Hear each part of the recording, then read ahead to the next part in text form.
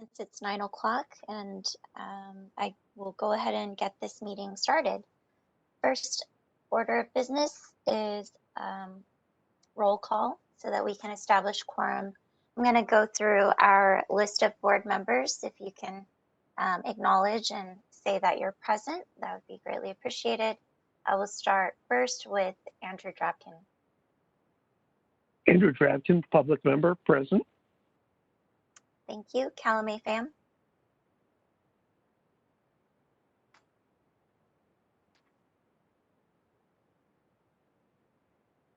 Calumet, you're on mute.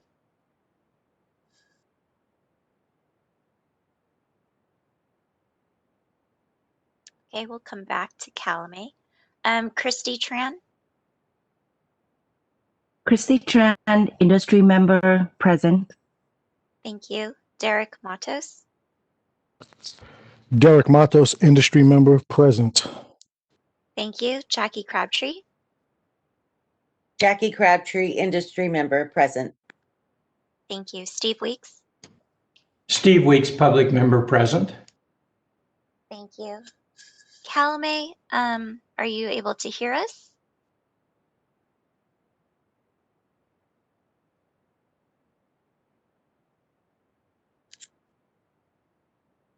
I'm going to ask that staff check in with Calumet to see if she's able to announce that she's present. Just a note for minutes that Dr. Carrie Williams is unable to attend today's meeting. With that, I believe we do have quorum, and we'll come back to Calumet. So next order of business, our opening remarks. So I just want to go ahead and thank everybody for being here this morning, for joining the meeting. I know that most recently the governor just issued stay-at-home orders, and I want to acknowledge that. The board was not notified of the decision prior to its issue to the public, and I want to just thank staff for scrambling to get a written notice out to our licensees as soon as they received the information. The board staff will be working hard to provide information as it becomes available to us. Of course, in partnership with Department of Consumer Affairs. So I just want to reiterate to our licensees that these stay-at-home orders are decisions that are made by the California Department of Public Health and the governor's office, not by the board. If you have reviewed our board meeting minutes from September, you'll understand that this is a conversation that we have had with both California Department of Public Health and the governor's office. I'm sure we will be hearing from members of the public today regarding the order's impact on your livelihoods, and I do want to encourage anyone who plans to share comments to also direct your comments to the California Department of Public Health and the governor's office. The Board of Barbering and Cosmetology's purview is consumer protection, and our authority is limited to what is within our regulations. We will continue to look at ways to engage both California Department of Public Health and the governor's office to include us in their protocols, plans, and decisions that impact this industry.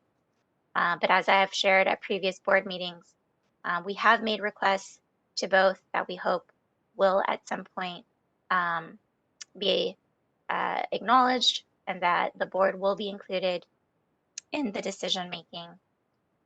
Until then, I do look to our staff and my fellow board members to propose ways in which the board can be proactive about addressing COVID's impact on the industry. This is something that we all want to be working towards, and I do look forward to hearing from members of the public regarding how this is impacting you.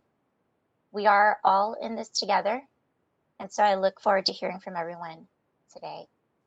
With that, I'm going to move on to board member remarks.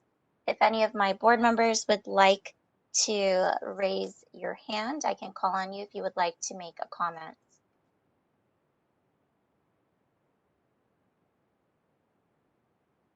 I see Derek's hand is raised. Please go ahead.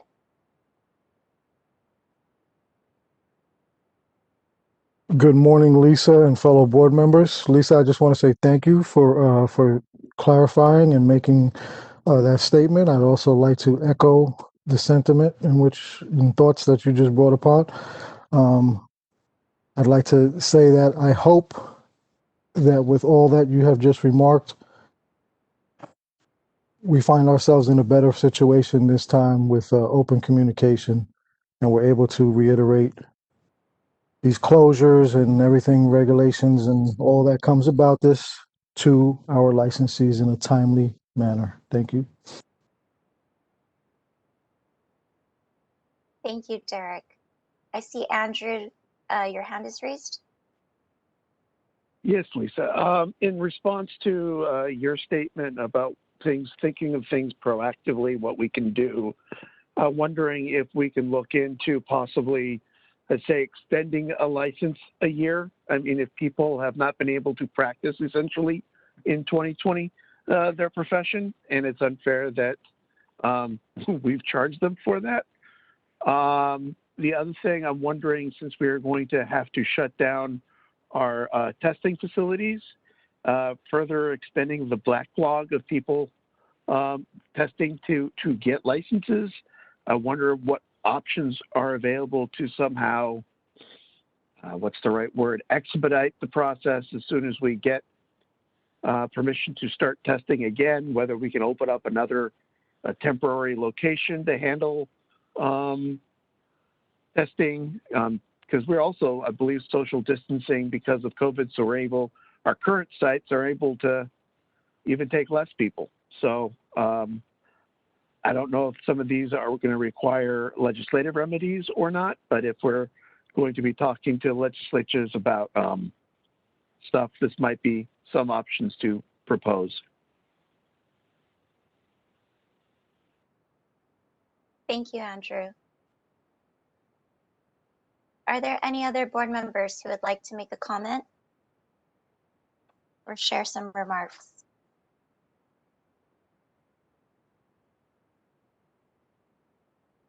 Since I don't see any other hands raised, I will move on to agenda item number 4. Discussion and possible approval of the September 14th meeting minutes as well as the November 19th board meeting minutes. If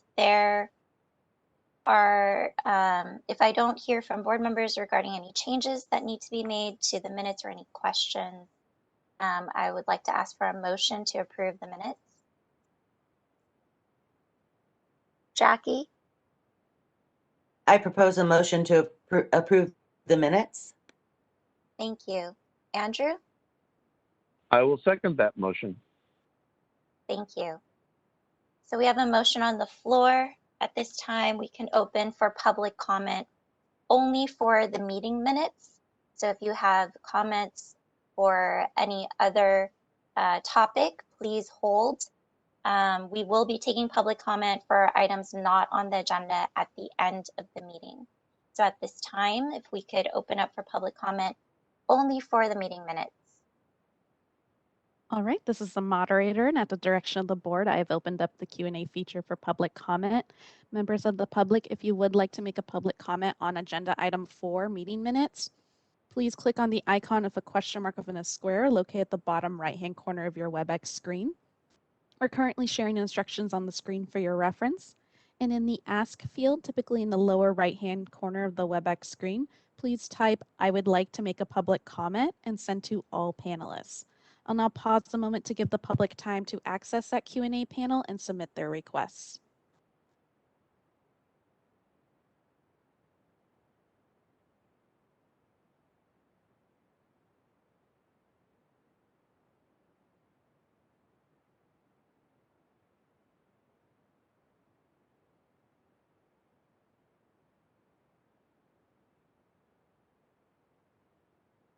All right, this is the moderator. It looks like at this time there are no requests for public comment on this agenda item. Would you like me to close the Q&A panel? Yes, please. All right, the Q&A panel is now closed. Thank you. At this time, I do want to circle back to roll call. Calame, are you able to hear us? Good morning. Yes, I can hear you. Callie Mae Pham, public member present. Thank you. Thank you. All right, moving on to agenda item number 5, Executive Officers Report. Christy, do you want to talk us through this? Good morning, everyone. So we will start the Executive Officers Report with a few updates. You do have, obviously, your statistics in your... Apologies, this is the moderator. It looks like Sabina Knight has requested or reminded that we haven't voted on the meeting minutes. If we could go back, yes, thank you. Yes, thank you. Sorry about that. Thank you, Sabina. Going back, we do need a board vote on the meeting minutes. I was too much in a hurry to move on. So at this time, let's go back to agenda item number 4 with a board vote on the meeting minutes. I will start with Andrew. Andrew Draftkin, yes. Thank you. Callie. Callie Mae Pham, yes. Christy. Christy Trend, yes. Thank you. Derek. Derek Matos, yes. Jackie. Jackie Crabtree, yes. Steve. Steve Weeks, yes. Thank you. And Lisa Thong, yes. All right. Concluding agenda item number 4 and then going back to Christy for agenda item number 5. Okay, thank you. So again, your statistics are included in your agenda packet. A few announcements that I wanted to make is, one, we've started translating our agenda, so that is posted online. That we have our board meeting agendas translated into Spanish, Vietnamese, and I think Korean. I'm not positive about that, but we are posting those different languages of our agenda online. Also, as our board president mentioned earlier, we do have a new order that's in place. The governor announced this order last week, and then over the weekend is when certain regions actually went into those stay-at-home settings. Our Southern California is in, as well as our San Joaquin area. Both those regions are in the stay-at-home order, and then various Bay Area counties have made that decision on their own to go into a stay-at-home order as well. Our offices are closed. Our exam sites are closed. We have been working all weekend on contacting all of our candidates to inform them of this situation. And we do have many thousand candidates that are waiting to take the test. We are only examining at half capacity. We only have so many staff, and there is definitely, for us to open up an additional exam site would be very difficult because we have to have the staffing for that. So that's the catch there. I think we could possibly find some locations that would be willing to assist us, and we are actually already looking into that, but the staffing issue is a problem. We have to have our staff certified and ready to go and trained to administer that exam. So it's definitely one of our biggest issues that we are dealing with right now. Christy, I see that Yes. Andrew has his hand up. Yes, Andrew.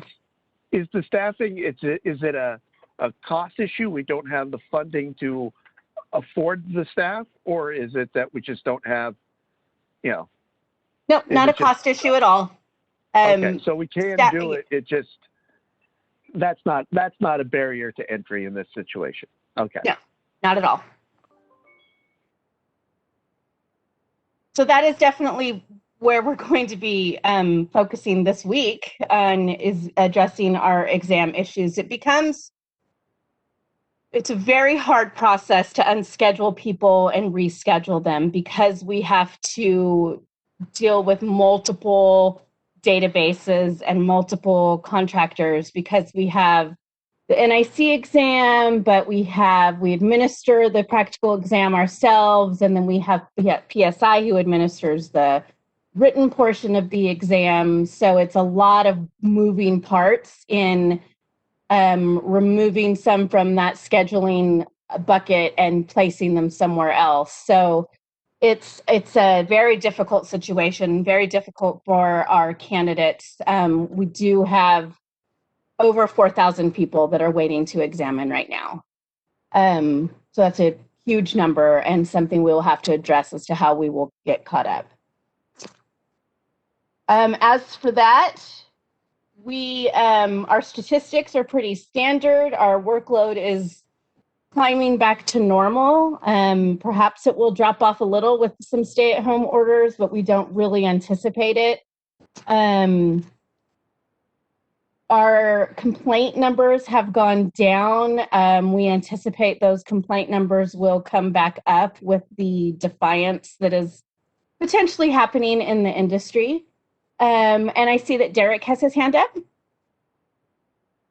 Yes, thank you, Christy. I just had a brief question in regard to testing.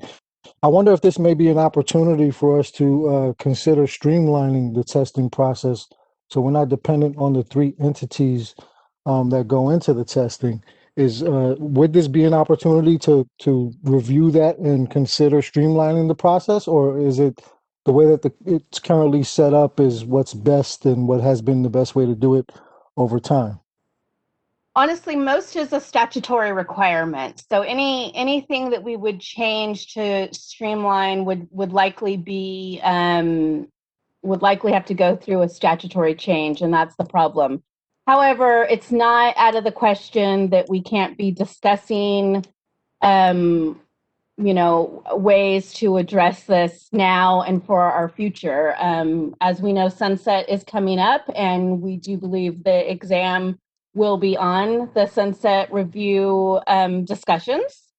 So I think it's going to go hand in hand, that we're going to be doing it regardless, and we're definitely looking at any options possible of what we can do to help this backlog. Thank you, Christy. So moving on in the stats, I want to thank all the members who have participated in our disciplinary review committee. We are doing those virtually as well, with written testimonies coming in. And so we really appreciate that. We're able to keep that workload under control. Christy, I see Steve's hands up. Sorry to interrupt. I'm sorry to interrupt, Christy. I have a question for you, though. On the executive officer report, page 4, the numbers are kind of popping out to me at this. Am I reading this correctly, that the cosmetologist's written exam results for Spanish speaking, the pass rate was 54% under the apprentice program, and yet under the school program, the comparable was 29% passed? Was this an aberration because of low numbers taking this during the July-September period? Does that seem unusual to you, I guess is my question. There's a few things happening with our exam pass rates. We're kind of seeing them go up and down, and a lot of areas that are normally up are going down. So we actually held a meeting about this recently. What we think is happening is we are testing people that have been out of school now for, some of them 6, 7, 8 months, if not longer. So we are starting to see some of the school pass rates drop. And then with the apprentices, they're, some of them are able to continue to be working and are still are more closer to the exams. and they're finishing and getting into the exams at a closer rate. So it's been very interesting. We are meeting on it and discussing it, but we definitely think in the schools that the amount of time that has passed that a student is coming out of school to where a student can examine is impacting those numbers, as well as the fact that it's a practical exam. On the practical exam, we are at half capacity. So when normally our examiners are 1 to 8 candidates at the most, we are having them now at 1 to 4 candidates at the most. And we have a high no-show rate as well. So really our examiners are seeing sometimes 2 to 3 candidates at a time. And so obviously there's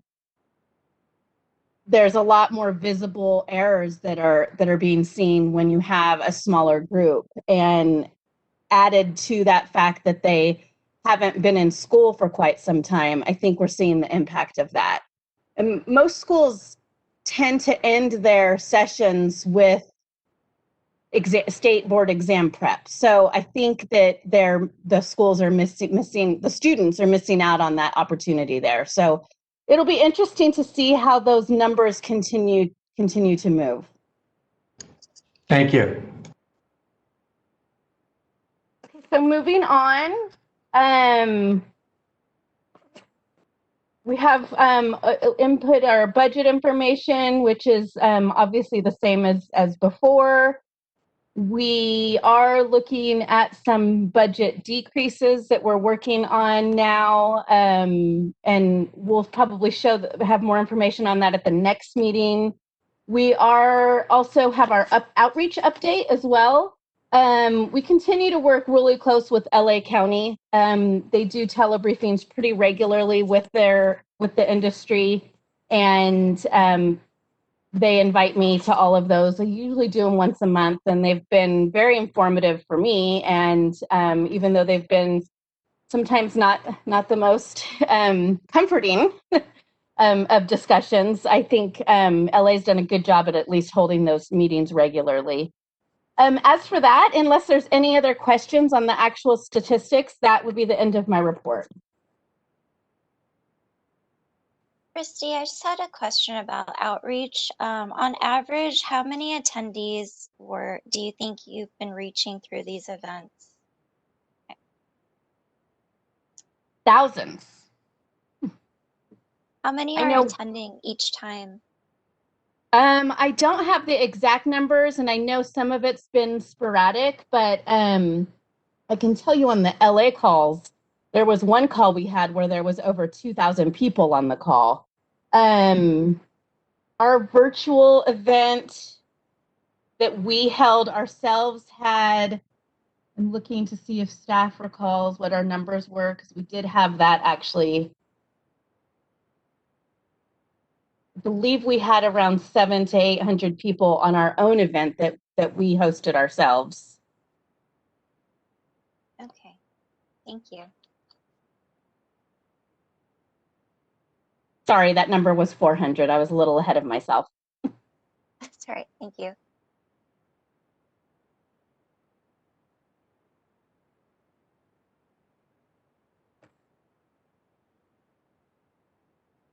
I see Derek's hand is up. Thank you, Lisa. Christy, briefly, are there plans to have these similar meetings in Northern California? Because I noticed that most of these coronavirus meetings updates are with Los Angeles Department of Public Health. In the outreach update, it listed as the California Department of Public Health. What is the difference between the two? And if so, if there is a difference between the two, are we going to be doing the same thing up north as what's being done down south in LA? So every county in the state has their own public health department. So the Los Angeles Department of Public Health is actually a county entity. And then we have the California Department of Public Health, who has the stay-at-home order that's ordered right now. That is a state agency. So that's the two differences. The LA Public Health the county of LA is very active in communicating with their industry, with this industry, as well as others. We haven't had that same, and they invite us to those meetings. Those aren't our meetings with them. They actually invite us. I wish other counties would do it. I think they've been very successful. At least they are reaching out, but we haven't had that same request from our other counties. When we hosted our own event, that was statewide. And then we anticipate doing more of our own events where we would invite all of our licensees in the entire state.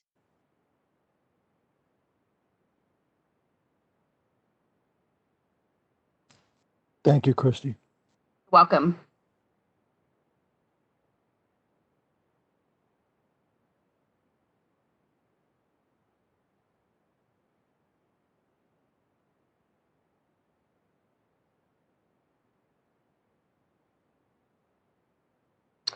And just before we move on, I wanted to just mention that also our sunset review obviously is coming up. We don't have a date yet, but we will anticipate that in early 2021. We did submit the addendum to the sunset review report where we had some specific information about COVID that we were requested that was approved at our last meeting. So that information was submitted as well. So I just wanted to note that as well. And that's the end of report.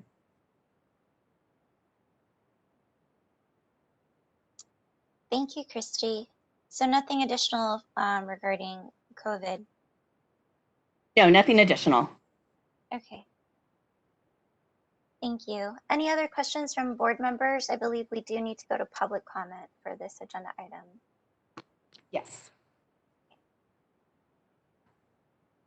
I don't see any hands raised from our board members, so moderator, can we go to public comment? Just a reminder that public comment should be specific to this agenda item number 5. For any public comments not related to items discussed under this agenda item, please wait until agenda item number 12. All right, this is the moderator, and at the direction of the board, I have opened up the Q&A feature for public comment. Members of the public, if you would like to make a public comment on agenda item 5, Executive Officer's Report, please click on that icon with a question mark within a square located at the bottom right-hand corner of your WebEx screen. I'll now pause a moment to allow the public time to access that Q&A panel and submit their requests.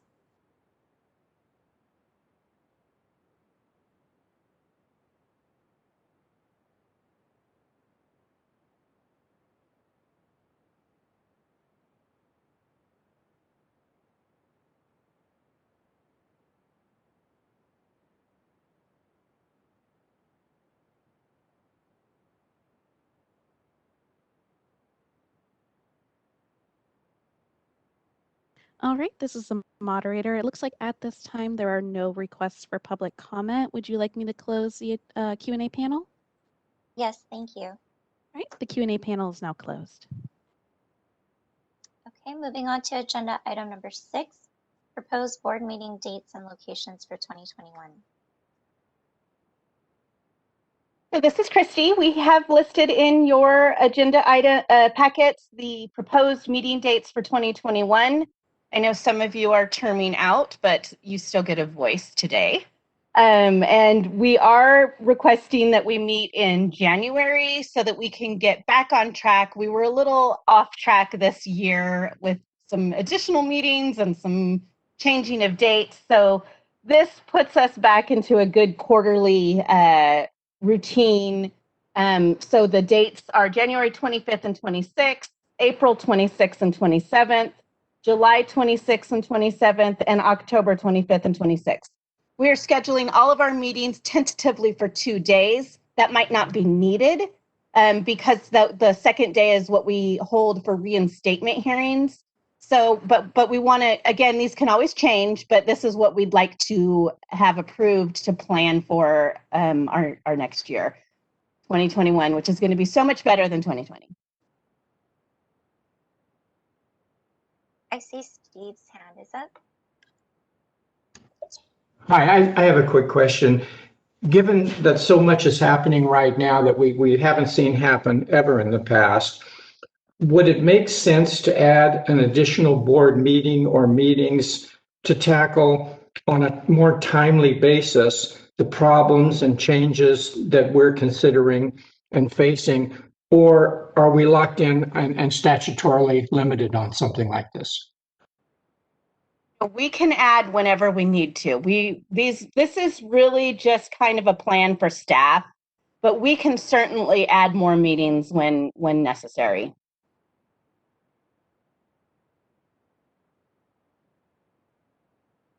Steve, is it your suggestion that we add dates right now?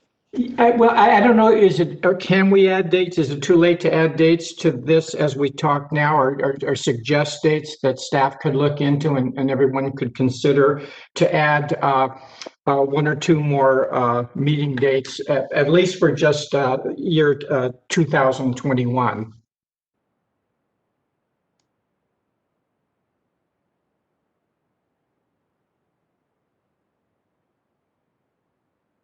We're fine to add additional dates. I don't necessarily think that they need to be voted on today. I think, again, this is, if you'd like us, or we can discuss it, we can add, I would anticipate the first half of the year being busy. So we could look at adding, to be honest, March, again, the first half for March, April, and May, we are likely going to be throwing in some additional meetings there regardless, because we'll be going through sunset review. But I don't think, and Sabina, correct me if I'm wrong, I don't necessarily think we need a motion on that. That's just something we can schedule separately. Can you hear me? Yes. Oh, thank you. Okay. WebEx likes to mute me after I speak the first time. Yes, so we can always add meetings. We only need a 10-day notice. So if staff is working on an issue that they want to bring before the board, they can reach out and figure out a teleconference date. And as long as it's 10 days out to get that agenda published for the public, they can do that whenever need be.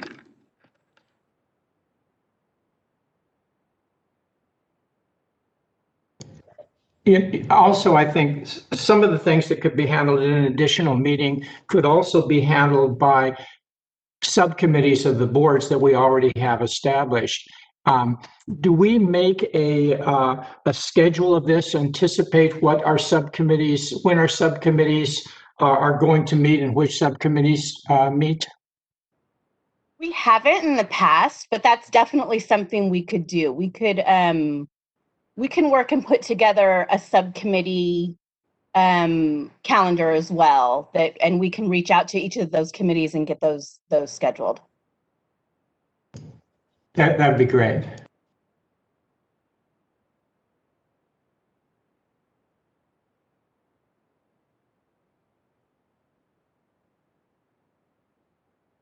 I believe we need a motion for these dates, right? No, this is Sabina. That's not needed. Oh, okay.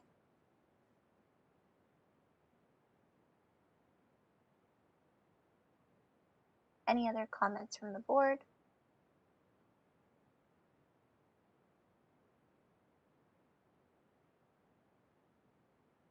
I don't see any board comments. I believe we do need to open this up for public comment. Is that correct? That's correct. Okay. So at this time, I'd like to open for public comment. This is specific to agenda item number 6 regarding board meeting dates for 2021.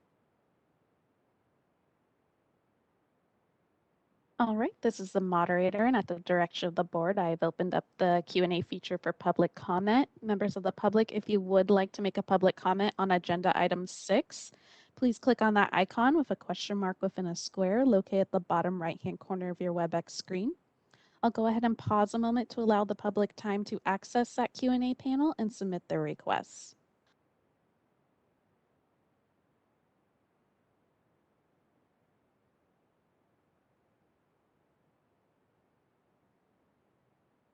All right, this is the moderator. It looks like we do have one request for public comment. Give me 1 second while I get my timer up and running. All right, individual identified as Lam Yuen. You'll be given 2 minutes to speak and a 30-second warning. I am unmuting your microphone now. Hi, my name is Lam Nguyen. I am the owner of Nail Couture in Citrus High, California. I also the member of SNA, Sacramento Nail Association group. Actually, not relay on number 6, but look like the owner right now. The nail salon had really hard right now for the finance. The customer with the COVID-19 and they don't have the money anymore, so it's really slow right now. And with the government. Apologies, this is the moderator. We're only taking agenda items on, or we're only taking public comment on agenda item 6, proposed meeting dates. If you do have a public comment for items not on the agenda, we will get to that at agenda item 12. So for the meantime, I have muted you, and you can submit another request for public comment when we get to agenda item 12. In the meantime, it looks like that was our only request for public comment. Board President, would you like me to close the Q&A feature? Yes, please. All right. The Q&A feature is now closed, and this is the moderator once again. Just as a reminder to members of the public, please keep your public comments in relation to the agenda item. And once again, we will get to public comments not on the agenda at agenda item 12, I believe it was. Thank you. Thank you. Okay, so if there's nothing else regarding agenda item number 6, I'd like to move on to agenda item number 7. Legislative and Budget Committee update.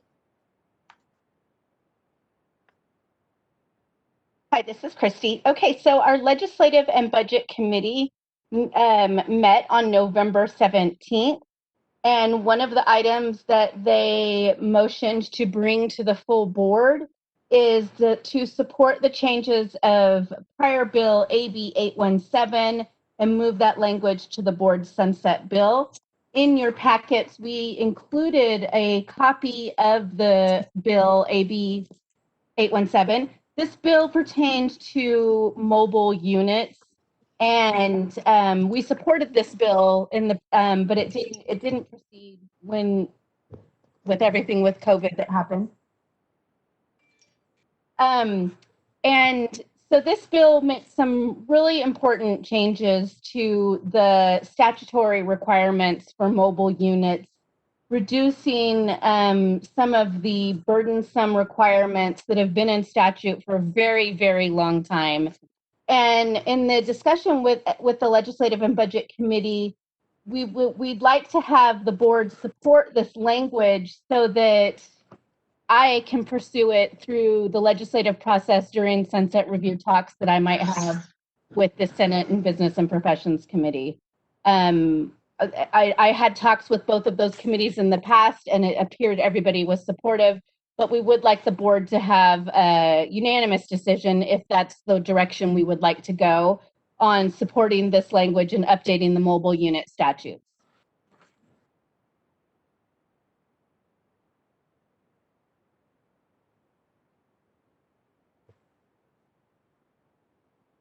Andrew, your hand is up. I would like to move to make these support the changes in AB 817 and move the language. Thank you. We need a second. Jackie? I second it. Thank you. And this is So at this time, since we have a motion on the floor, we will go to public comment. All right, this is the moderator, and at the direction of the board, I have opened up the Q&A panel for public comment. Sabina, it looks like we were not able to hear you just now. Can you hear me now? Yes, we can hear you now. I was just going to sorry, thank you. I wanted to clarify that motion to finish off that sentence about where we're going to move that language to. We'd like to include in that motion language to move that language into the sunset bill, if I'm not mistaken. I will add that to my motion. Thank you.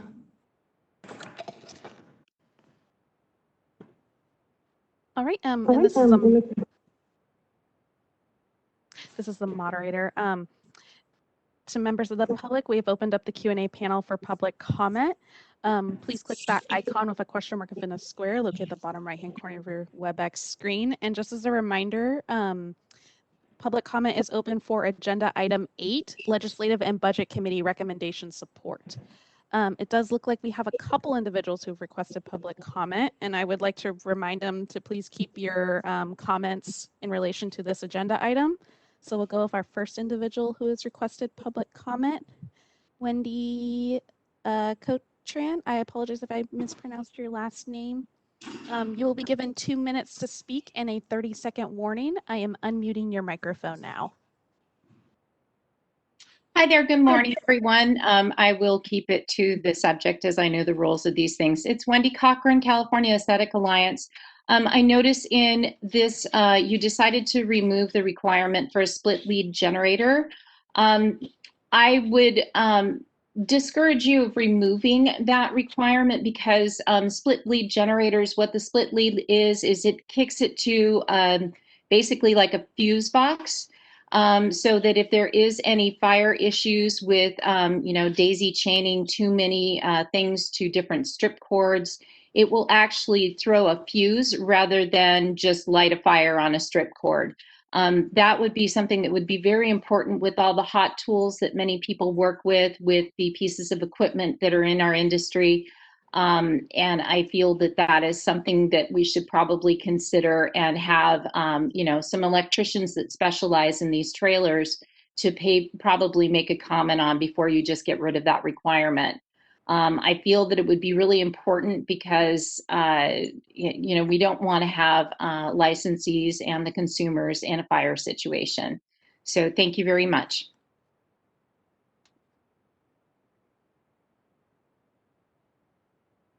All right, this is the moderator. We'll move on to our next individual who has requested public comment. Individual identified as Brenna Jones. Brenna, you'll be given 2 minutes to speak and a 30-second warning. I am unmuting your microphone now. Hi, good morning, and thank you for taking my question. Basically, it was regarding the mobile units, but you guys, if there was a committee overseeing that, and you guys just answered that, but I just wanted to know, when will you have a consensus, a final determination of the new rules and regulations that you will be able to provide for cosmetologists who are interested in mobile units? That's all. Thank you.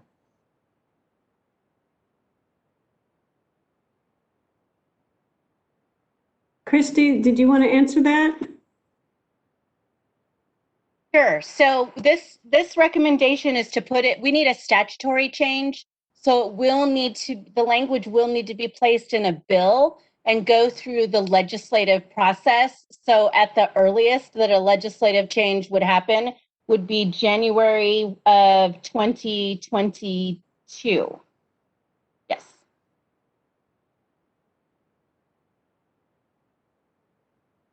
All right, this is the moderator, and it looks like that was our last individual who has requested public comment on this item. Would you like me to close the Q&A panel?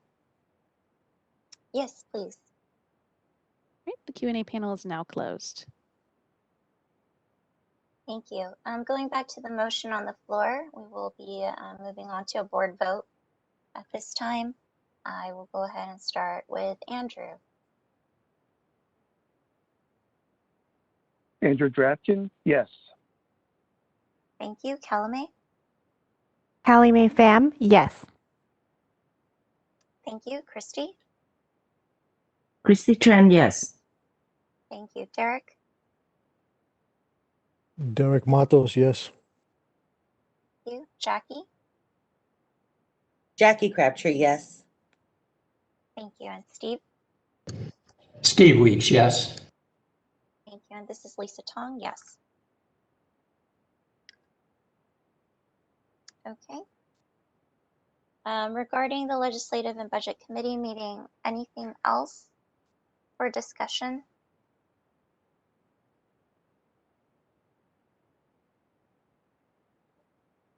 Just to note that the committee will be reconvening again to continue looking at other legislative recommendations to the board, and I believe that meeting has been scheduled for January, beginning of January. That's correct. Okay, so seeing that I don't see any hands raised, so I'm going to move on to agenda item number 8. I'm sorry, is that? It was kind of paired, right, to agenda item number 7. So we're on to agenda item number 9, discussion and possible action regarding proposed regulatory changes to apprenticeships. So this, within your packets is quite an extensive memo on the apprentice program. It's we've been talking a lot over the last year or two about our apprentice programs and some of the issues that we see happening in this program. So this is kind of our first real in-depth look at some of the issues that from a staff perspective and recommendations on some regulatory changes that we feel would strengthen the program. So I kind of want to walk through this memo. We wanted to give you some background with how we came to have an apprentice program. When the Barber Board and the Cosmetology Board merged back in 1992, it was decided then that to maintain the apprenticeship program. The barbers had an apprenticeship program, I believe, for quite some time. And the cosmetology had something a little different called a junior operator program. The junior operator went away and the apprentice program came to be for all license types. It's an interesting direction that this took, because most apprentices, at least in California, are kind of labor jobs. That's on page 1 of the memo. We listed all the types of apprenticeships that are available in California.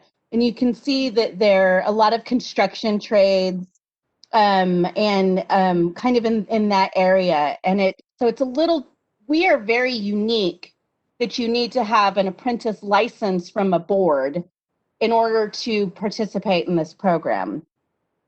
As we know, we've found lots of, over the years, the pass and fail rate has not been good with apprentice programs. And in some of our regulations that we're recommending changes, we feel we have identified some of those issues.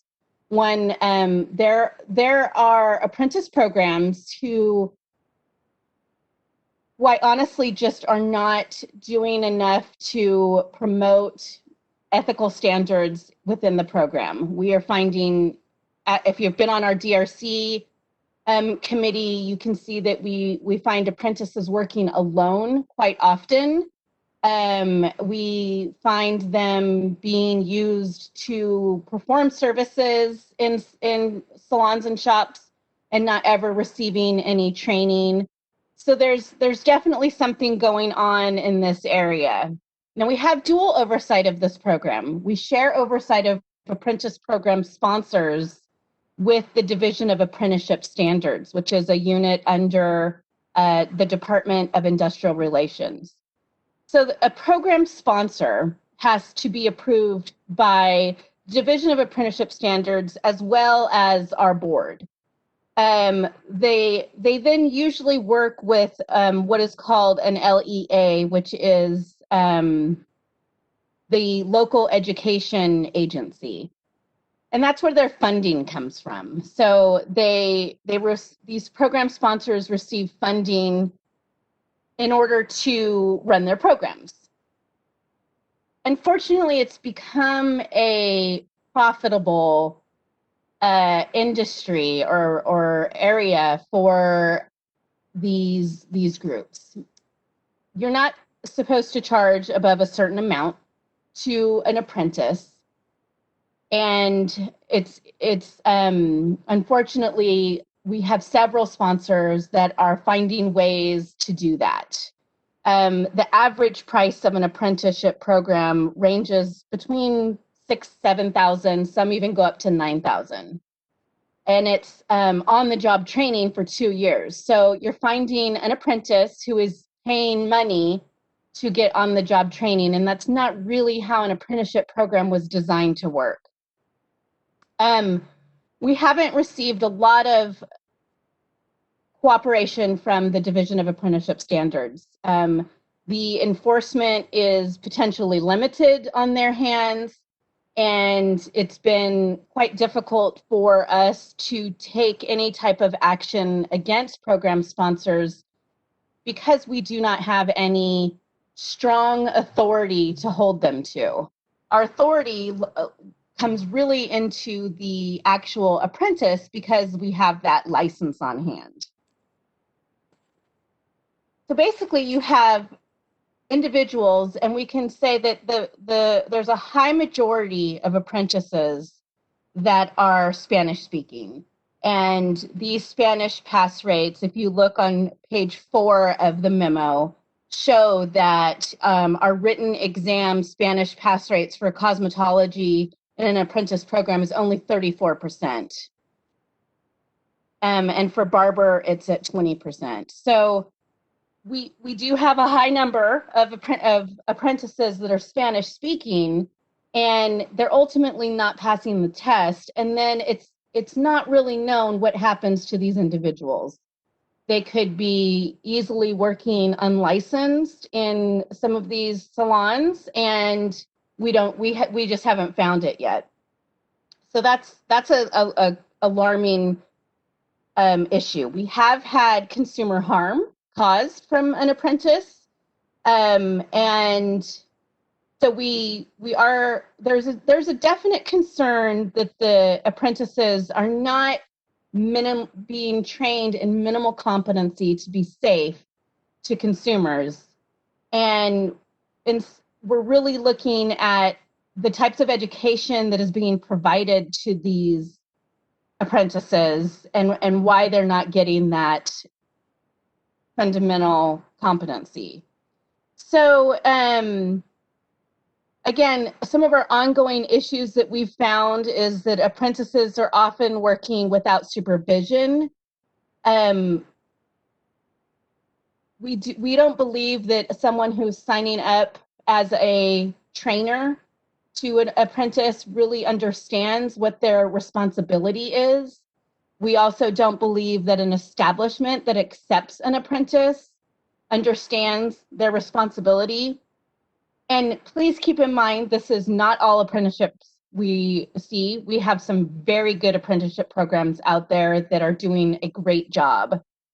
But we also have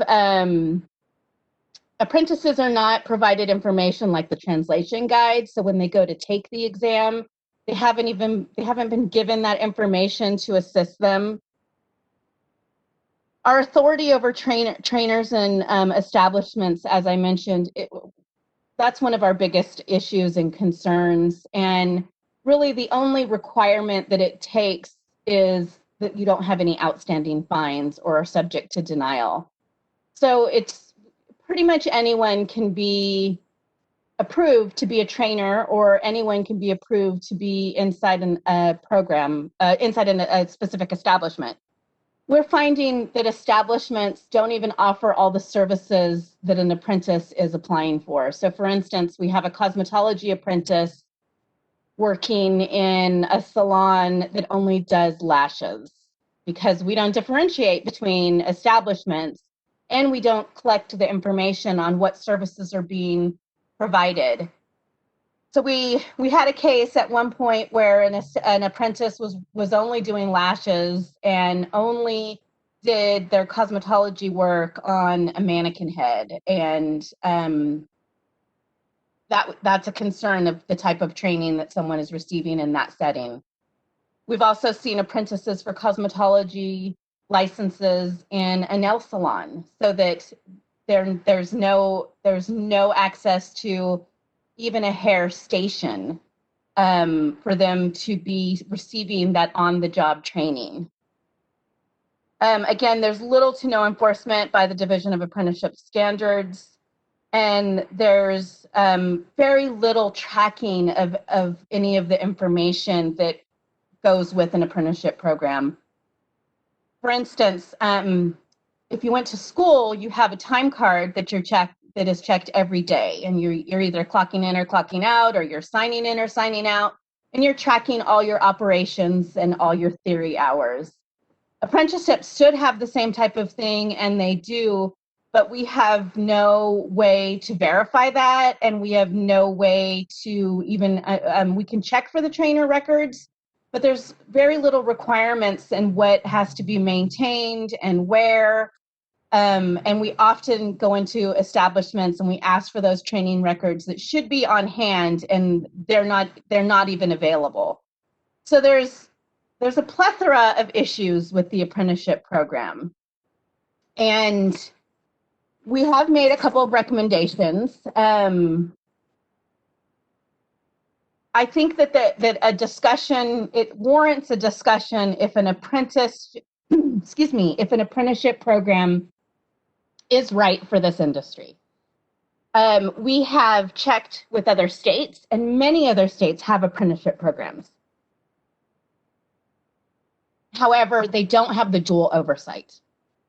We would have to have the dual oversight for an apprenticeship program because the LEA funds are tied to the Division of Apprenticeship Standard approval.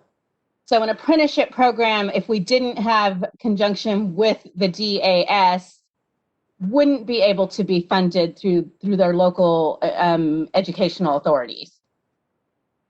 So there's that discussion that we could have. I think it's, that's a big discussion, and I don't know that we will solve this today. And then our next recommendation is the multiple regulations that impact this program that we are suggesting change in order to give us more authority and strengthen the program and make it clear what the requirements are.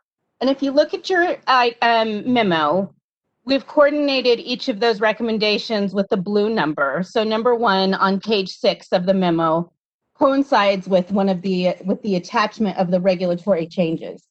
We hoped that would make it easy to read and reference and give an explanation as to why we made these changes. I don't know that the board wants to make a decision on these changes today. There's an option, of course, that we could set up a task force, which could be beneficial. We could try to get the Division of Apprenticeship Standards in the room. We have done that in the past. And so I think they're very stretched very thin with COVID right now, as we all are, but it's definitely an option the board could discuss as well. And even bringing in some sponsors to talk about how we could improve the program. So again, this is staff's recommendation. We worked with our analyst that handles the apprenticeship program. So I think there's some valid recommendations, but may need an extensive conversation. Christy, I see Derek's hand is up.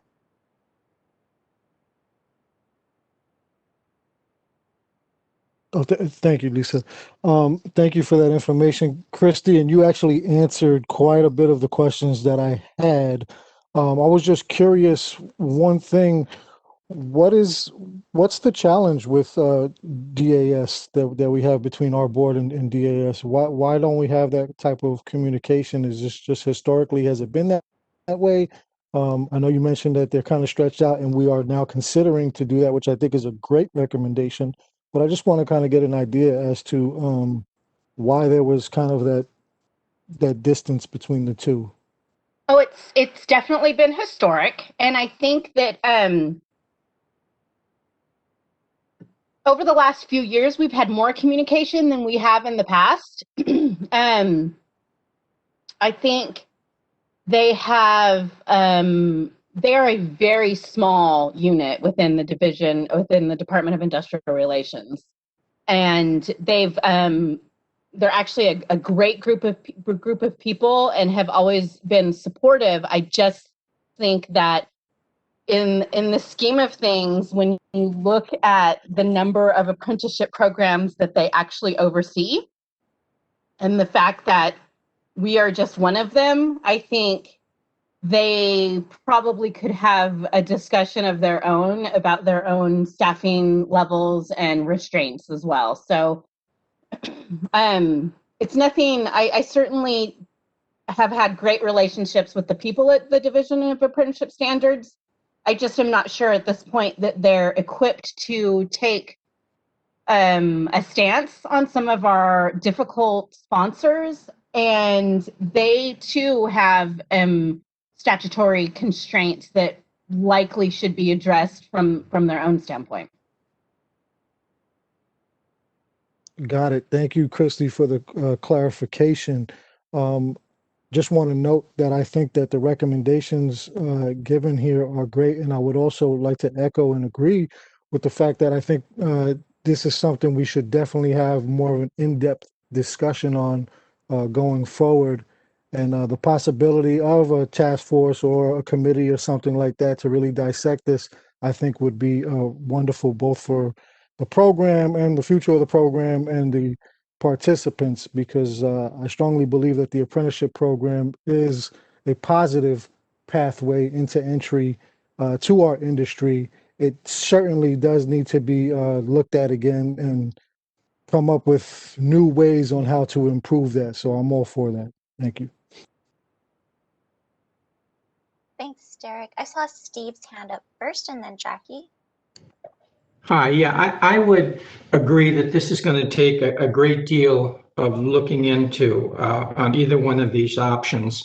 But, you know, I've seen it so many times where there's been problems with this apprenticeship program in regulation and control, and it ends up biting us very heavily, and quite frankly, the public too. I agree we should talk more about this. Early on, frankly, I would be more inclined to favor option one of eliminating the apprenticeship program. Of course, we'd have to deal with financial and operational issues if we do that, and incorporate some of these other things you talked on option two into our program. But maybe something like, maybe we went the wrong direction way back when we had junior operator program. Maybe that's closer to what we'd have to give us more control. And but again, I think we should definitely talk about this more. Thank you, Steve. Jackie? Yes, I want to agree with, I think we really need to establish a task force for this so that we can start diving into it.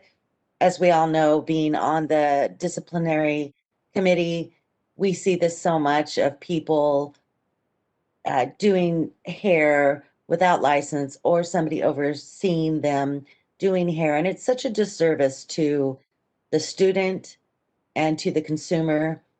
And, you know, I don't think it's fair that I feel sometimes they're being taken advantage of.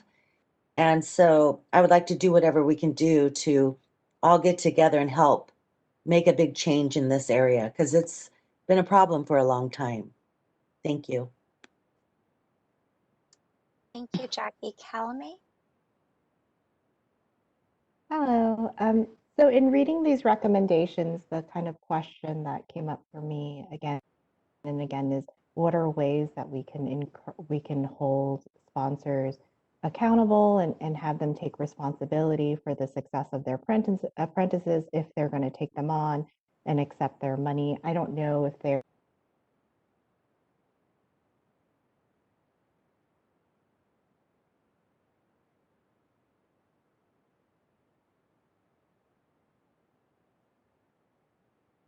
a portion of the fees if their students don't pass, or can we have some kind of probation period where they have to show that they can have apprentices or help apprentices actually pass, and have them no longer be a sponsor if they cannot demonstrate that they can be helpful to apprentices. Or something that exists with the bar exam is there's something called a baby bar, where this might actually be, I don't know, too onerous to add another exam process, but for as just an analogy, for unaccredited law schools, there is a requirement for first-year law students to actually take a written exam to see if they've even learned enough to continue in the program. So those are just suggestions that came to me for ways that we can actually hold sponsors accountable. I do think that a further discussion is necessary, but my thought would be that if we're going to consider continuing this program, that it's important to not only let them know what their requirements are, but to actually kind of find mechanisms to have basically to encourage some skin in the game so that they're actually motivated to help their apprentices. Thank you. Thank you, Calme. I still see Steve and Jackie's hands up, so I'm not sure if you had additional comments.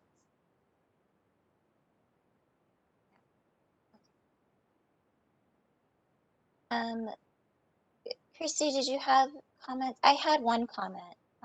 I did. I just wanted to add, at our last board meeting, our last formal board meeting, we mentioned that we would bring this recommendation to the board, and we've been talking about it for quite some time. I can tell you that as we discussed the work that you see in your packet, it just became bigger and bigger and bigger. And so I definitely would recommend a task force be established. I do know that Derek has firsthand experience with apprentices, so I know his input on this would be extremely helpful. Because there's a lot of information in this memo, and I think there might be a lot more we can learn, even from our own staff that deal with this on a daily basis. And I did want to mention that I was notified by my staff during this discussion that a very high percentage of the staff at DAS has been reassigned to another state agency that's in dire need right now. So again, their hands are also being tied with other constraints that we do not have any control over. So again, I just would highly recommend a task force be established. And I also highly recommend that the task force meet in January, because I do think the apprentice issues will come up during sunset as well. So the better we can talk about this publicly and get as much input from those impacted, I think the better off we will be heading into sunset. Thanks, Christy. I'm just going to add a few of my own thoughts here. I just want to thank you for putting together the memo. I learned a lot about the apprenticeship program I didn't know anything about, really. And I've been on this board for 5 years. So if that tells you anything, I think it's a subject that we really need to pay attention to, not just because of its impact on our exam scores for the Spanish language test takers, but it does seem like we are uncovering more and more issues as a part of our purview as consumer protection. I do think all of us as board members take it very seriously that these students are being misled, that this program is going to lead to a successful career and licensing, and it's very clear that some of these programs are not doing that, which is a very unfortunate thing. I have a couple of things I would like us to consider I do agree that we should convene a task force to work on this in depth. First and foremost, I'd really like to see the task force comprised of establishment owners as well as licensees who have experience in hosting apprentices. I would like to see some, of course, successful sponsors as a part of this program, but I'd really like to hear from the apprentice point of view as well and understand what their experience has been like. Maybe a licensee who is a former apprentice who was able to complete the program, as well as those who have not had success with it. I'd really be interested in seeing that come to light. I think a couple of other things that came to my attention. I don't think we have an apprentice program for manicurists or aesthetics. I know that skincare and nail care was included and we are removing that. Would love to know more about how we can create a program that may or may not apply to both of those licenses.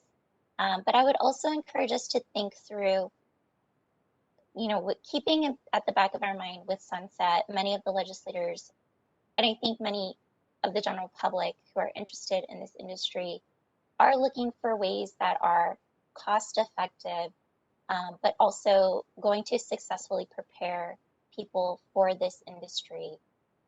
And as we look at the apprenticeship program, I know in the past there have been public comments made about internships, externships, a number of different programs that can feed into this industry and into the licensee pool. And I would like to see us have a conversation at some point about what is the best way for people to be introduced to this industry and to be successfully licensed by our board. And whether that means through the apprenticeship program or through other ways, I see this as a chance for us to talk through not just what's within regulation right now, you know, whether or not we want to eliminate the program, whether or not we want to add language to the existing language for this program to change it, or whether or not there is something completely different that we as a board need to create that will help people become licensed. Those are my thoughts at this time. I just want to, before I ask Christy what she needs on this, I'm assuming a motion of some sort or a suggestion from the board.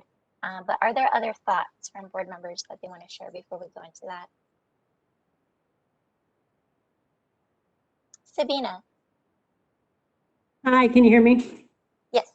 Great. I know you're waiting for your esteemed board members to raise their hands, potentially to comment. So I wanted to take this time to let you know how we can go ahead and establish that task force, subcommittee, whatever you'd like to call it. You as the president can always appoint subcommittees at any moment. We don't need a motion for that. I know that public participation would be beneficial in this position and this topic. So what we can do is you can either appoint some of your board members today on that task force or subcommittee. You can do it at another time. And then we can also put out in the interested parties list and or on the website what type of task force members you're looking for this task force. And then we can assemble that once we get all the interest. Thank you, Sabina. I think I would like to delegate this to Christy, if that makes sense, to create the right number of folks to be on this committee, as well as the right mix of experts. Would that be a good proposal here? Yeah, this is Sabina. So I would suggest that the president be the person to appoint the board members to the task force, and then Christy can be delegated the authority to root around, if you will, and find the correct industry sampling that would be beneficial for the task force. And you don't have to appoint them today. You can ask for them to contact you if they are interested. As we know, we don't often do indentured servitude on committees. So we'd like for them to volunteer or at least accept the appointment from you.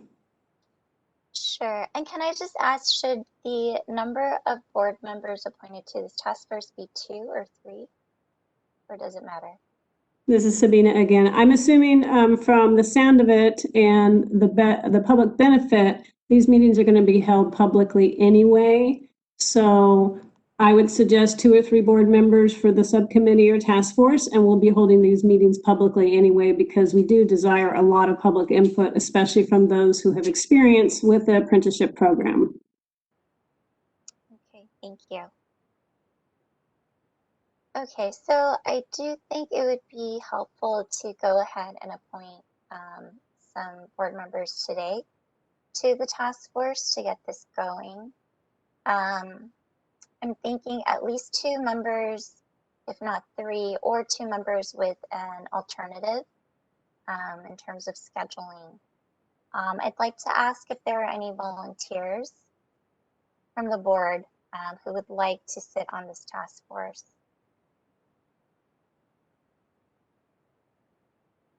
Derek, I see your hand is raised. Yes, Lisa, I'd be more than happy to sit on the task force and to help out any way I can. Wonderful, thank you. So Derek, any other board members? Jackie? I would be more than happy to help. Awesome, thanks so much, Jackie. So we have 2 of our board members. Is there a third that we could consider an alternate? That would be just in case one of our 2 appointed members are unable to attend the meeting. Christy? Christy Tran, I see your hands up. I would like to be an alternate board member for this board. Wonderful. Thank you. Okay, so we've got Derek and Jackie and then Christy as an alternate. Sabina, do we need to do public comment on this or do I just establish? Yes, so you're going to go ahead and establish that you've named those 2 with the 3rd alternate on the task force with the delegated authority to Christy to continue to put together the remainder industry members, etc. for this task force. As normal with every agenda item, we would like public comment on agenda item number 9. Okay, so no motion needed. Correct. Okay, wonderful. Thank you. Okay, so unless there are board comments on this, I'd like to move to public comment for this agenda item. And this is the moderator. I noticed that Christy Tran has her hand raised. I don't know if that's left over from earlier. I'm sorry, that was leftover. Thank you. Oh, no worries. Thank you. All right. This is the moderator. At the direction of the board, I have opened up the Q&A panel for public comment. We'll get instructions up. Oh, there they are. Thank you. So members of the public, if you would like to make a comment on this agenda item, please click on that icon with a question mark within a square located at the bottom right-hand corner of your WebEx screen. And it looks like we do have an individual who's requested public comment. Wendy, you'll be given 2 minutes to speak and a 30-second warning. I am unmuting your microphone now. Hi, thank you, Yvonne. It's Wendy Cochran, California Aesthetic Alliance. There is no aesthetic program. The only way for us to participate in something like this would be to go through a cosmetology apprenticeship. I think, you know, in an effort to be equitable and fair to all license categories, get rid of the program. Currently, I have membership, student members in our greater, 6,500 or, 6,600 people group. They're students and they are being told that they have to attend apprenticeship or externship opportunities in order to complete their hours. This was pre-pandemic as well. And it seems like the schools for the aesthetics folks are already trying to invent how this is happening on their own as well. Unless we really can, as an industry, get a hand on regulating it, it should be fair for all of us. So either allow all of us to have a program that actually works or discontinue the program altogether. Thank you very much for your time.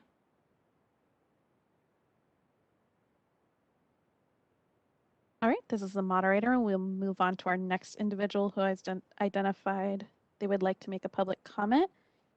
Individual identified as Fred Jones. Fred, you'll be given 2 minutes to speak and a 30-second warning. I am unmuting your microphone now. Good morning, everybody. Fred Jones with the Professional Beauty Federation of California. And we are very well aware of some of the problems with some program sponsors, but we are also aware of some really decent apprenticeship programs. Let me just say at the outset that the single biggest concern of policymakers in our legislature is barriers to entry to licensure. That's why they're looking at the 1,600-hour mandated curriculum and the exam and everything else. This actually presents an opportunity for the board to get in front of that concern. One, we believe we should preserve the apprenticeship option. It's certainly something I'm sharing with legislators that, folks after 39 hours of formal training can go immediately into a salon and start earning while they're learning. So if you are concerned, Mr. Assembly Member or Senator, about unreasonable barriers to entry, there is an existing opportunity to get people earning while they're learning without very much barriers to that. We also think you should embrace a multiple prong approach on this issue of barriers to entry. We think bringing back the junior operator license for students that have completed a certain percentage of their program and allow them to earn while they learn, or do that through an enhanced externship program, wherein you allow students to start getting into salons sooner as externs, work more hours than they're currently limited to 8 hours a week, get more credit for their schooling, and also allow them the option of being paid. But we are concerned about some of the paperwork requirements of the reforms that are in your materials that may have a chilling effect on some of the establishments wanting to employ apprenticeships. So I support the task force being convened, and please invite some good program sponsors to that, and I could provide some names if you'd like. Thank you. All right, this is the moderator, and it looks like our last individual who has requested public comment. Would you like me to close the Q&A panel? Yes, please. All right, the Q&A panel is now closed. Thank you. So unless there's further comments from the board, I think this agenda item is complete and we can move on to agenda item number 10. Don't see any hands raised, so other than Sabina. I'm not sure, Sabina, if you had anything you wanted to add. Okay, got it, thanks. All right, agenda item number 10, legislative update. So in your packets, we've provided just a brief legislative update of some notable legislation that was passed during the last session. We have AB 2113, which it's a departmental bill that requires us to expedite any initial licensure process for an applicant who shows evidence that they are a refugee. We're currently working with the Department of Consumer Affairs to implement that. The next bill is SB 878, which is a requirement for us to post our licensing processing timeframes. So that is something that, as well as a departmental bill that we are working on with the department to implement that. We have no concerns with the implementation of either one of those bills. It'll be very seamless for us to implement those. Excuse me. And then, of course, SB 1474, which was signed, which extended our sunset until January 1 of 2022, which requires us to have our hearing in early 2021. And that's it for that item. Thank you, Christy. Any board questions or comments?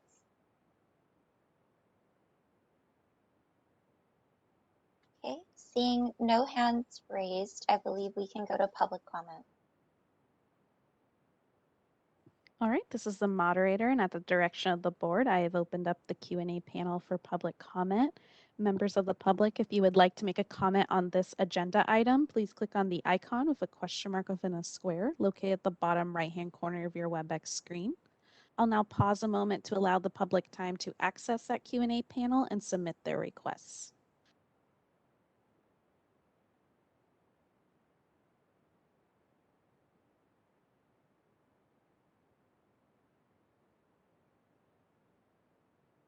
All right, this is the moderator. It looks like we do have an individual who has requested public comment.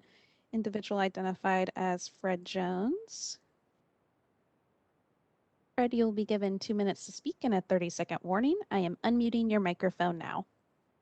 Hi, thank you again, Fred Jones, PBFC.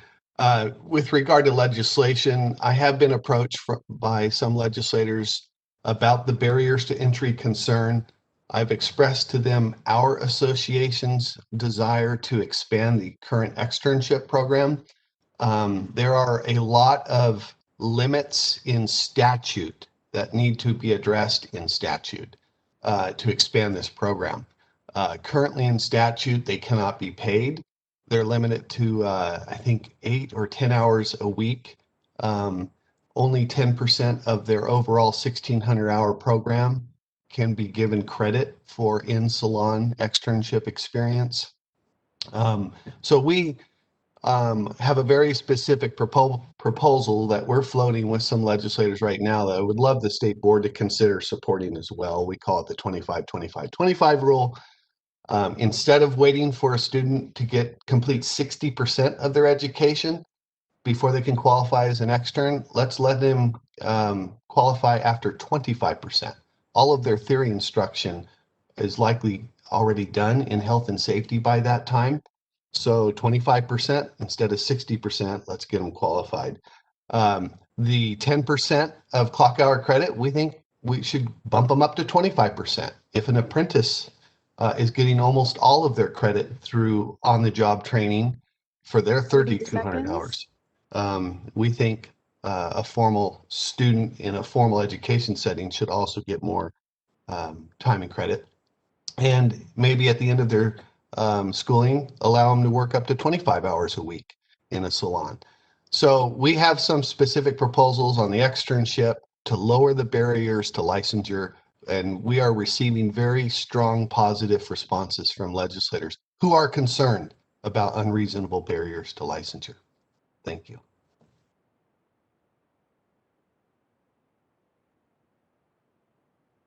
All right, this is the moderator, and it looks like that was our last individual who has requested public comment. Would you like me to close the Q&A panel?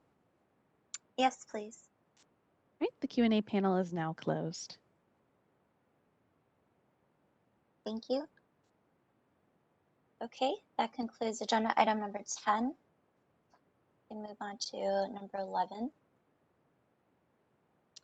Agenda item number 11 is just a brief update on our regulation packages that are moving through the process.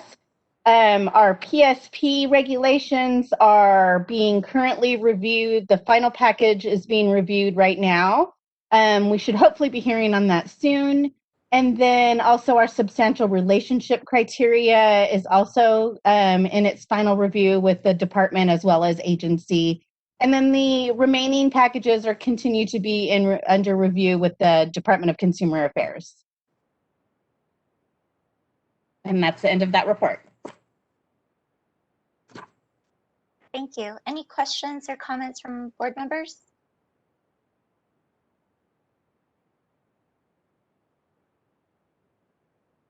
Okay, I don't see any hands raised. So we can go to public comment.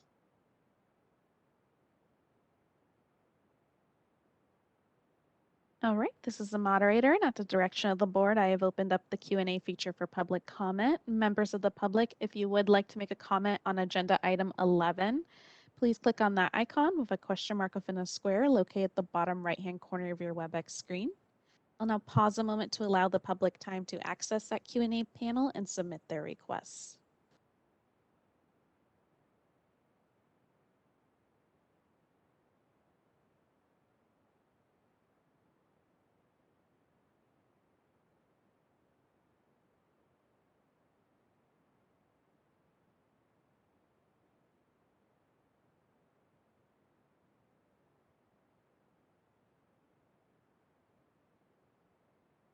All right, this is the moderator. Looks like at this time there are no requests for public comment. Would you like me to close the Q&A panel? Yes, please. All right, the Q&A panel is now closed. Thank you. Okay, so that concludes agenda item number 11. Moving on to public comment on items not on the agenda.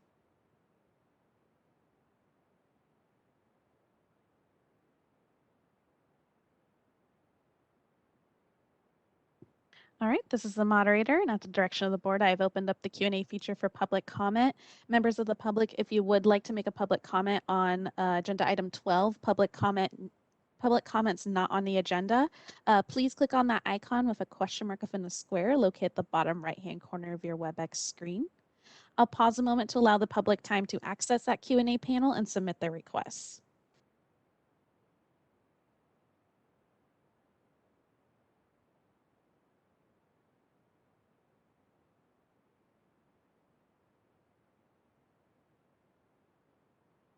All right, this is the moderator. Looks like we do have a couple individuals who have requested public comment.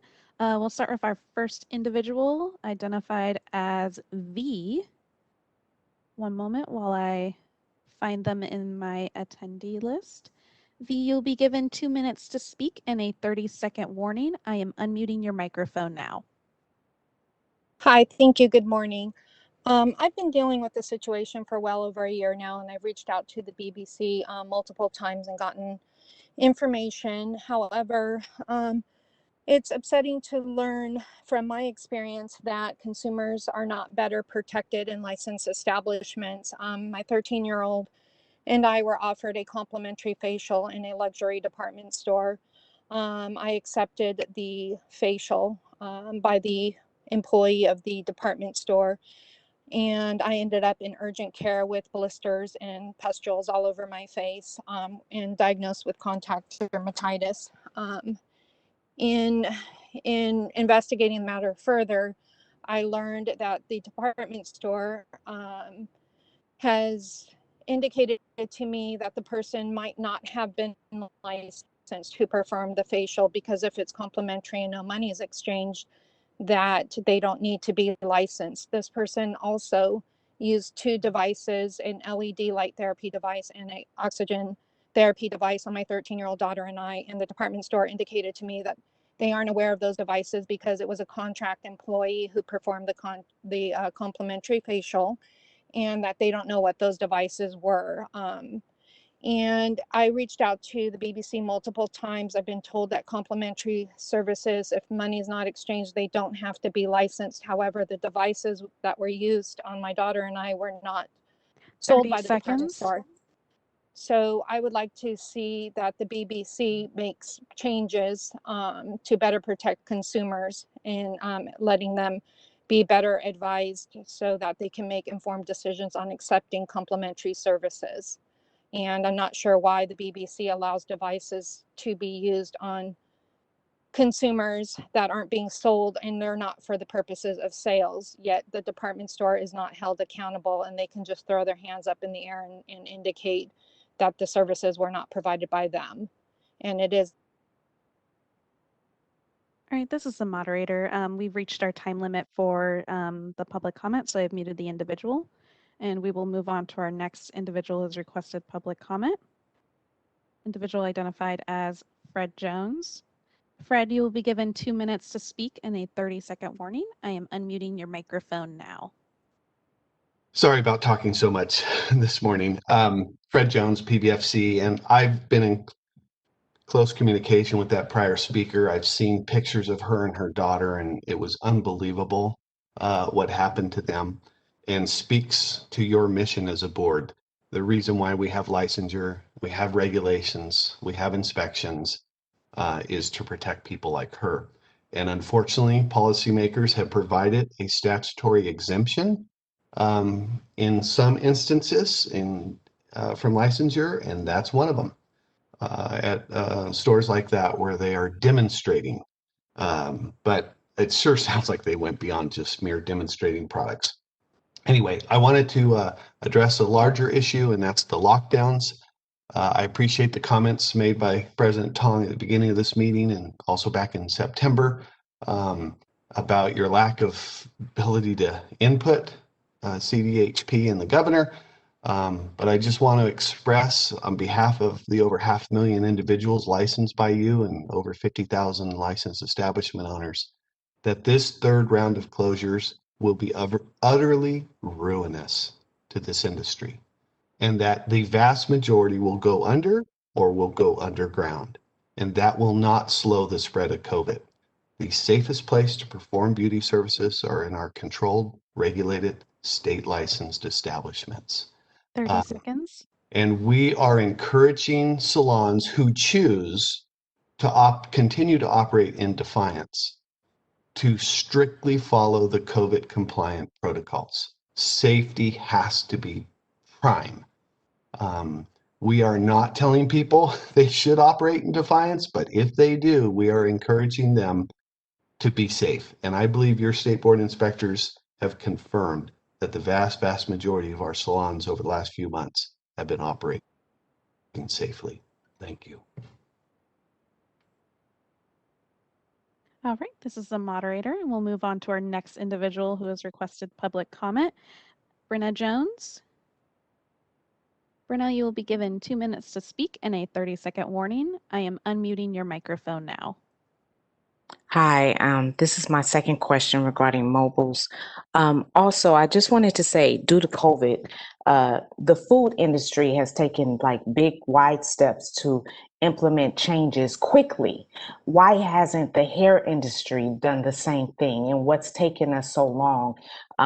Because if there could be better rules and regulations for people who would like to do more intimate settings, such as a mobile unit, but these rules and regulations prohibit or make it long term, and then for you to have to come back 2 years later to get feedback. I mean, it's just, this industry should be just as fast moving and forward making decisions like the food industry. So that was my question. That's it. Thank you.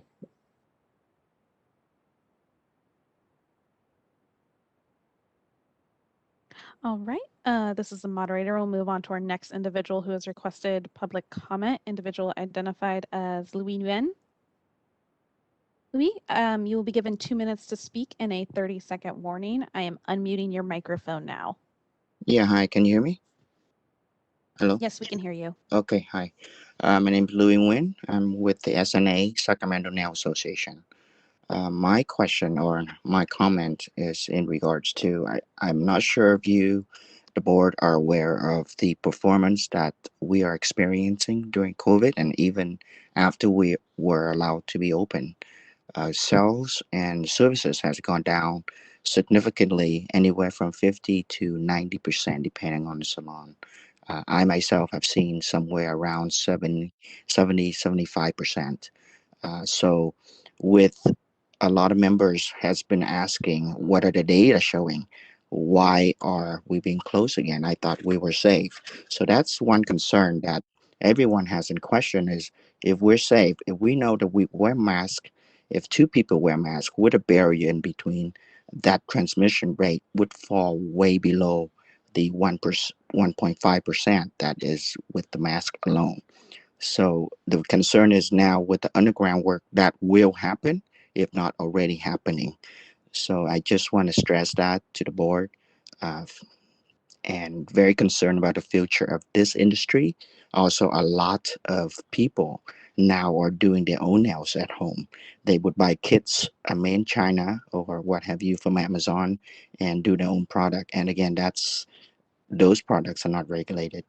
And the work that's being done that is not being 30 controlled seconds. by the BBC would be a concern for the future, not only the industry, but also the safety of the customer. Thank you. All right, this is the moderator. We'll move on to our next individual who has requested public comment.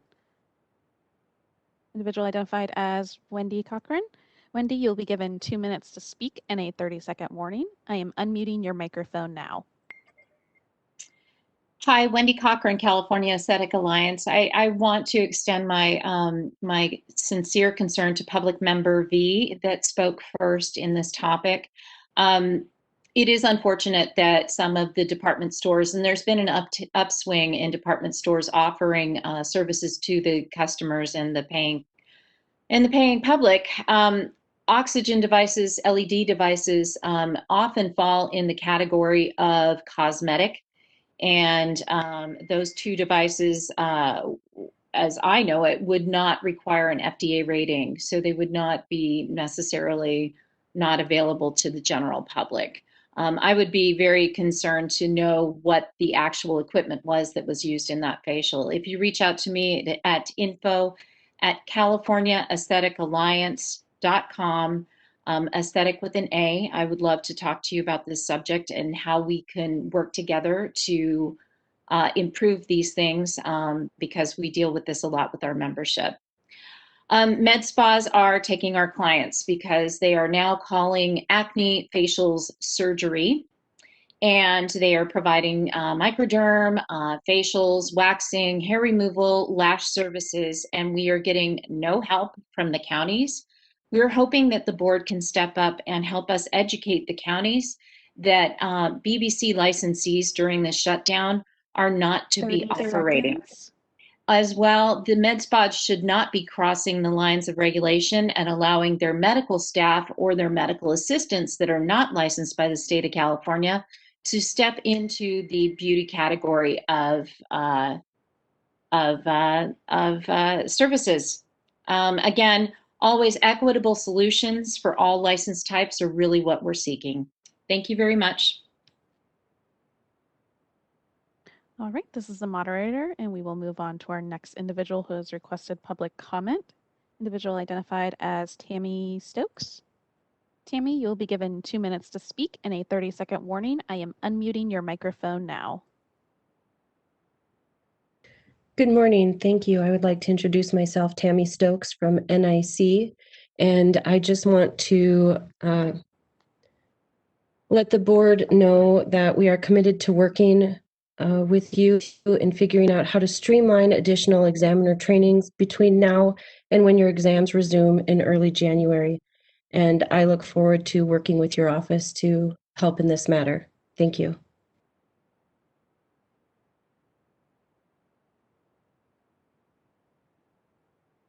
All right, this is the moderator. We'll move on to our next individual who has requested public comment.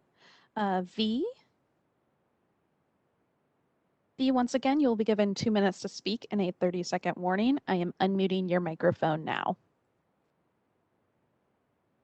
Yes, good morning again. I just wanted to follow up on additional concerns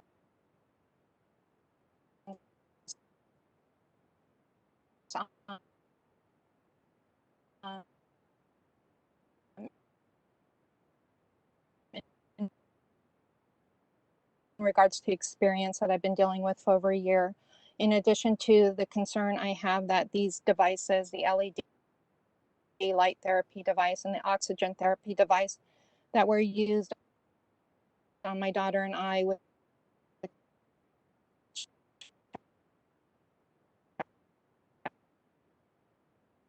I was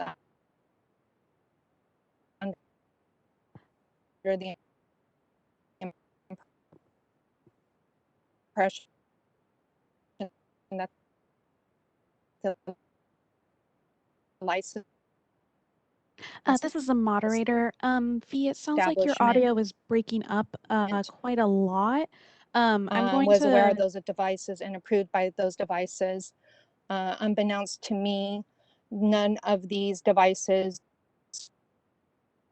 were regulated. The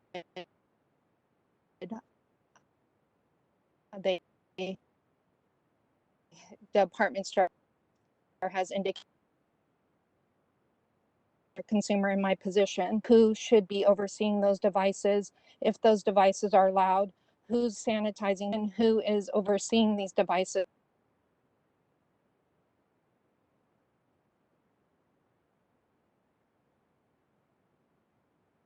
All right, this is the moderator. Looks like we having some technical issues. V, it sounds like your connection was pretty unstable. You kept cutting out. I have been directed by legal if you could submit in writing. I can try unmuting yourself one more time. Okay, you can hear me fine. That's good. I'm going to try unmuting you again and restarting your timer so you can give your comments. So I will go ahead and unmute you once more, and then let's make sure that your connection is stable before I start the timer again. So let me unmute you. Hi there. Thank you for your time. Sorry about that. I can hear you Okay, just fine. and your so, connection sounds much better now, so I'll go ahead and start the timer again. Okay, great. Thank you.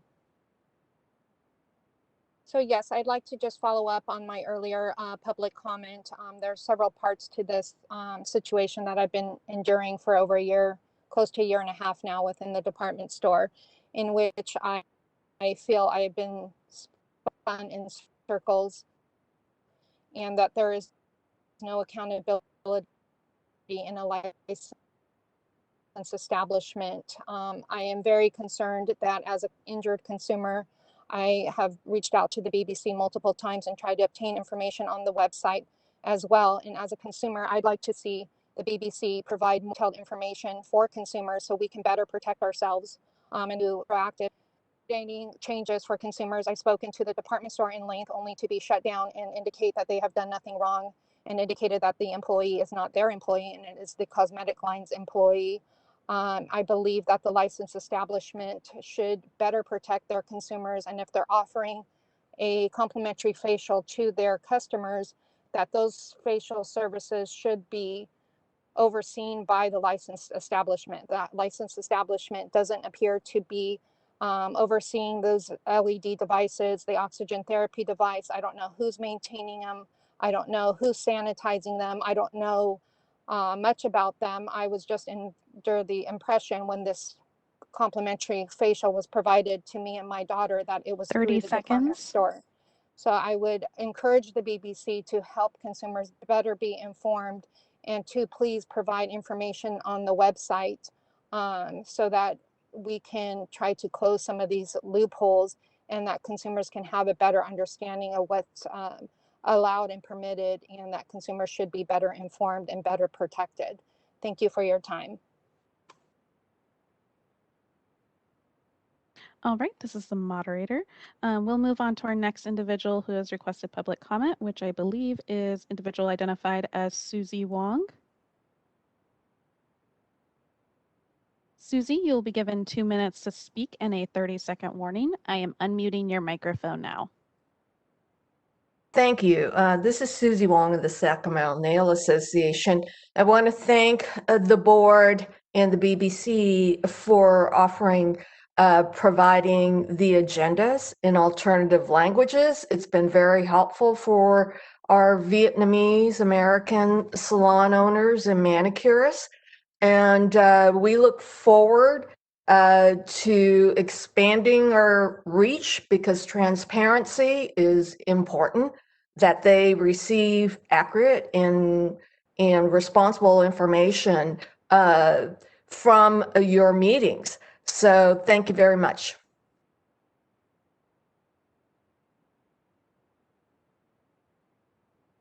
All right, this is the moderator, and it looks like that was our last individual who has requested public comment. Would you like me to close the Q&A panel now? Yes, thank you. All right, the Q&A panel is now closed. Thank you. So moving on to agenda item number 13. Before I do that, I just want to acknowledge public comments. Thank you to everyone who shared. I just want you to know that the board is not able to respond directly to comments. We are only allowed to speak to items that are listed on the agenda, which have been publicly noticed. But I do want to just say that we are listening, and please be assured that our staff are taking notes on these questions and comments. All right, so moving on to agenda item number 13, suggestions from board members for future agenda items.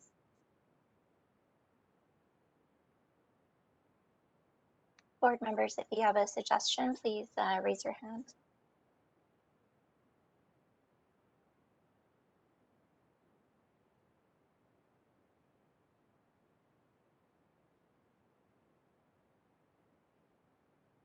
I don't see any hands raised. I do want to make one suggestion. I don't know if it would be an appropriate agenda item for our next board meeting or if it would be best going to a committee meeting agenda. But I would like for the staff to take a look at some specific recommendations on examination changes in response to COVID and the virtual environment we are all in right now. I know that our testing sites have been heavily impacted, and I just don't know if there are other alternatives that we can work with NIC or other vendors on to get our examinations moving forward. So I'd like to add that. Other than that, I don't see any hands raised. So I think that we can go ahead and move into closed session unless there's anything I may have missed. I do think that we will take a brief 10-minute break and reconvene for a closed session. In terms of adjournment, and this is a note for the public, adjournment will take place after closed session, and we will not be reopening to the public to announce that adjournment.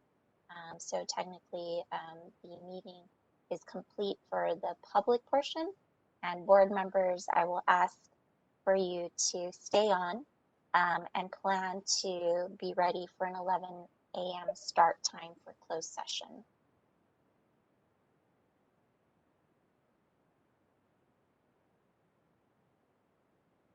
All right, this is the moderator. I will go ahead and expel all our public members in the meantime.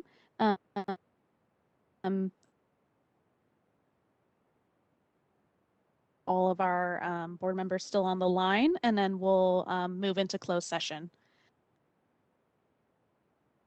Thank you.